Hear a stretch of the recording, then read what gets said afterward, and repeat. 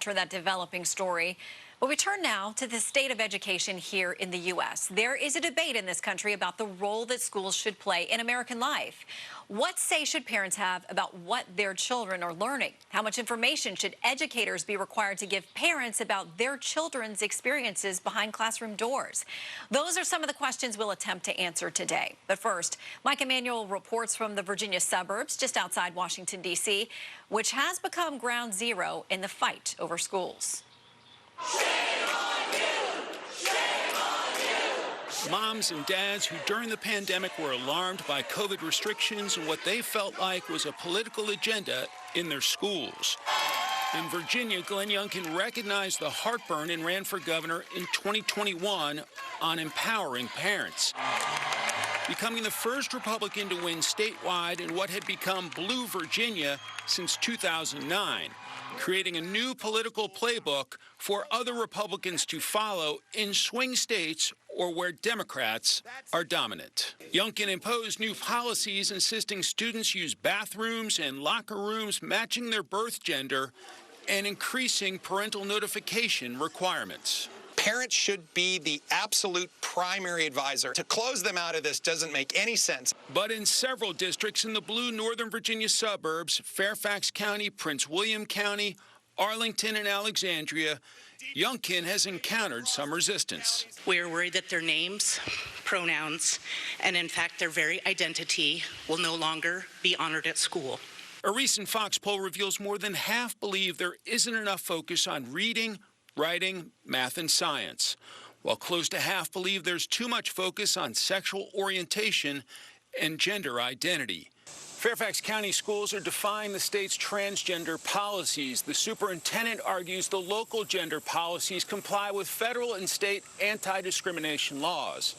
This showdown could end up in court. Shannon? Mike Emanuel reporting for Virginia. Mike, thank you very much. Joining us now here in Washington, Virginia Governor Glenn Youngkin. Welcome back to Fox News Sunday. Well, good morning. And thanks for having me, and happy anniversary. I know it's the first anniversary of your show, and so what a great accomplishment. It's flown by. I hope that's a good sign. Yeah. Thank you very much, Governor. I was struck by this headline I saw a few days ago. It says this: Democrats and Republicans have been talking about school reform for years while everything has gotten worse. This is written by an English teacher in Dallas. He says Republicans are marginally better than Democrats, but they really haven't articulated a clear vision on this issue. What can your party do better? Well, let me just begin with the fact that there's nothing more important than ensuring a quality education for our children. The future of Virginia, the future of America, will be built by them, and they need to be prepared to take on the challenges and take advantage of the opportunities that are ahead of them. And when I came in to the role as governor of Virginia, I was elected in November of 2021, I came into a Virginia that had been at the heart of the Parents Matter movement. And what we saw, of course, was, first of all, an effort to systematically lower expectations by the progressive left as standards were lowered. On top of that, parents were pushed out of their children's lives. And on top of that, schools were shut for an unnecessary period of time. Virginia was 44th in the nation in getting kids back into school. And the learning loss as a result has been catastrophic. And so we went to work right away. First, raising expectations, and second, empowering parents and making sure that they're at the head of the table in their children's lives. And finally, the fact that we have to combat this persistent learning loss where Virginia, which used to have the best schools, all of a sudden was ranked bottom of the pack in fourth grade reading and math and learning loss. And so we have launched a high-intensity tutoring program in order to help particularly our 3rd through 8th graders regain what they've lost. We've got a whole generation that's at risk, and we need to go to work right now. We have been clear in our policies. We have been systematic in moving forward, and I think we owe it to these children who will, in fact, define our future. You mentioned this week that the test scores that came in were not great. There's room for improvement in Virginia, as there is in many places. So you talked about this program that you launched.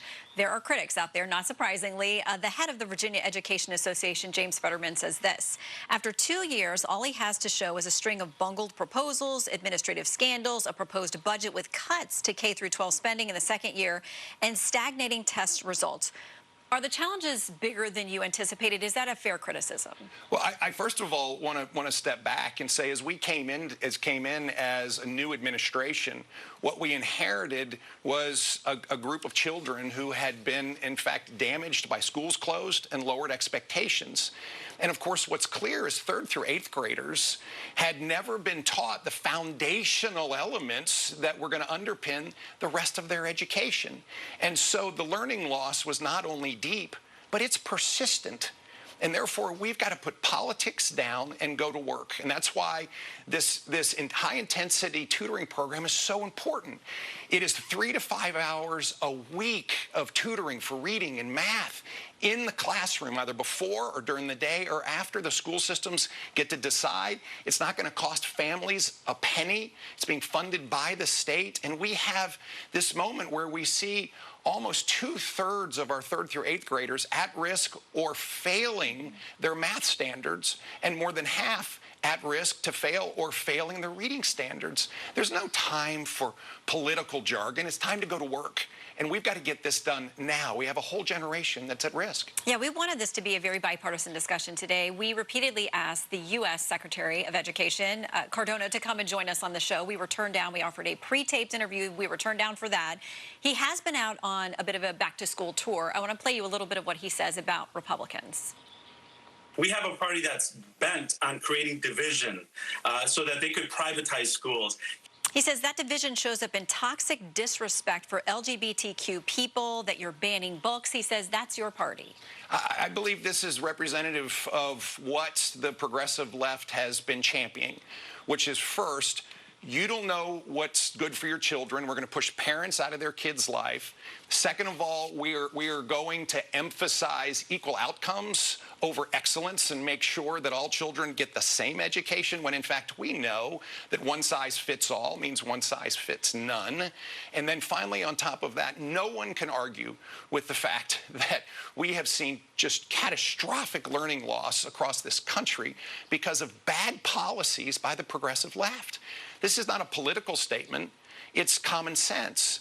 And on top of that, one of the biggest challenges we see today in Virginia and across the country is chronic absenteeism.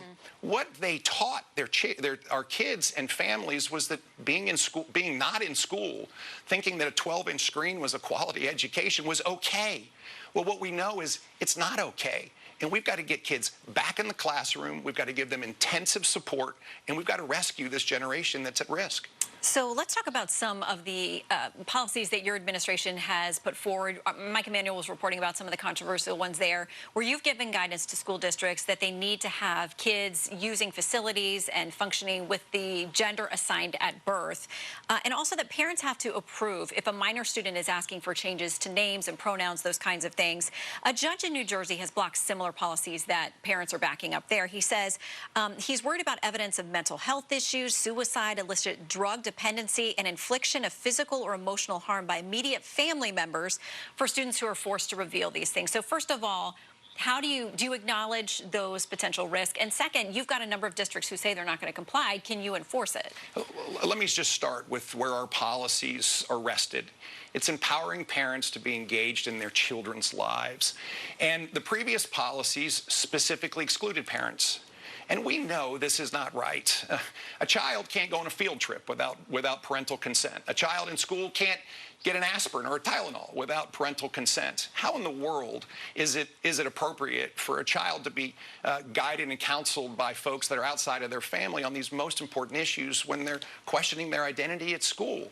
Parents must be at the head of the table. This isn't controversial. The issue at hand is that, of course, there are protections in place if there's abuse at home, and those protections are appropriate. And this is where this argument becomes politicized. Let's just start with the truth, that family counseling is the most effective counseling. Parents have a right in Virginia, a fundamental right to make decisions with regards to their child's education, their upbringing, and their care. It's clear. We're going to make sure that parents have that right. And finally, the school divisions that are thinking that they have a choice here don't. Our Attorney General, Jason Miyares, came out with a very, very clear opinion that it is in code, passed by the previous administration and signed by the previous Democrat governor, that I will issue model policies and the local school divisions will adopt policies consistent with those. There's no choice here. The only choice they have is to adopt policies that are exactly the ones that we have laid out or ones that are consistent with them. Unfortunately, they've been mistaken in their belief, and they need to go back and adopt policies consistent with the ones we've passed. I want to ask you about one of these parents who's made headlines, because a lot of people will remember this case, this showdown in Loudoun County, which is outside D.C. here. He had a daughter who'd been sexually assaulted. He went to a school board. He was demanding information, trying to get answers. It got pretty heated at one point, and he actually got arrested. His name is Scott Smith. He expressed frustration this summer when he found out he was going to have to face trial this fall on a remaining charge. He said, "I have yet to hear from our governor, Glenn Youngkin." Is your administration in contact with him about his case? We are in contact with him, and in fact, I spoke with Mr. Smith on Friday, and I had the privilege of telling Mr. Smith that I would pardon him. And we did that on Friday. We righted a wrong. He should have never been prosecuted here. This was a dad standing up for his daughter. And just to remind everyone, his daughter had been sexually assaulted in the bathroom of a school, and no one was doing anything about it. And in fact, it took the election of a new governor, me, and my directive to our Attorney General, Jason Miyares, to investigate this, to uncover the fact that the superintendent had in fact covered it up. And he was immediately terminated when the final report from the grand jury was issued. Mr. Smith did what any father would do, what any parent would do, was stand up for their child. And even worse, what then happened was the perpetrator was moved to another school and sexually assaulted another young woman. This was a gross miscarriage of justice, and I was so pleased to speak with him on Friday and be able to issue a full pardon for him. You've talked a lot about Virginia's fall elections. Everybody's up for re-election in the state assembly, and you said that's your focus for now. But the Wall Street Journal notes this: if the November 7th elections go well for his party, Youngkin could make a late entry into the 2024 presidential race, a prospect he hasn't ruled out, and some national Republicans have pined for. I want to play a little bit of an ad that your PAC had up earlier this year, too. We can usher in a new era of American values. President Ron Looks a lot like a campaign ad, but you can't run again for governor in Virginia. What are you thinking about 2024? Are you definitively ruling it in or out? Well, Shannon, I've been really clear. I am so focused on 2023. It's the most important election in the nation, in my view. We have a chance to demonstrate that common sense conservative policies can, in fact, result in great outcomes. And when I look at what's happened in Virginia over the last 19 months since we had the great privilege of being hired, I am so encouraged, because we have all of a sudden gone from near the bottom of job growth to near the top in job growth. We've seen the largest workforce in Virginia's history. More Virginians working than ever. We've reduced taxes. We've backed law enforcement. We've reestablished expectations of excellence in school and empowered parents. And what gets me most excited is that, yes, people around the country are noticing, and they think it's good. I'm most focused on Virginians thinking that it's good, and that's what we're focused on this fall. That sounds like a stump speech. Well, I don't think it sounds like a stump speech. I think it sounds like the truth. And the reality is that we have, in fact, brought a whole new way of governing to Virginia, a way of governing that reflects work and results and reflects conservative common sense values. And we have made great change in a very short period of time. Okay, any way you would take those skills to running in 2024 for the presidency? Well, as I've said, I'm not in Iowa at the state fair. I was actually at the Rockingham County Fair, and yesterday I was supporting one of our delegates outside Petersburg. I'm campaigning in Virginia for Virginians, not around the country. Okay, I will leave that as the door. Still seems like maybe there's a little crack open there. Governor, thank you for your time. Great, thank you. Thank you for covering education. There's nothing more important in our nation than making sure that these future generations are receiving the quality education they deserve to lead and to face the challenges that we will all know they will. We got to do it for our kids. Yeah. Thank you, sir. Thank you. All right, up next, U.S. reading and math scores.